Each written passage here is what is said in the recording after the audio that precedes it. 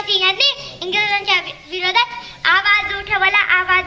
आम्हाला व आपल्या देशाला हे स्वातंत्र्य ब्रिटिशांकडून इतक्या सहजासहजी मिळाले नाही.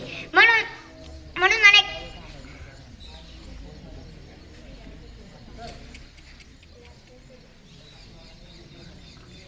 अनेक क्रांतिकारकाने देशाला स्वातंत्र्य मिळवून देण्यासाठी आपले बलिदान दिले. नमन है उन वीरों को जिन्होंने इस देश को बचाया. अपनी गुलामी की मजबूत बेड़ियों को अपनी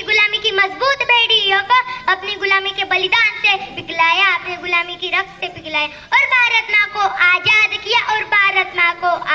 किया. एवढे बोलून मी माझे 2 शब्द संपविते. भारत माता की जय.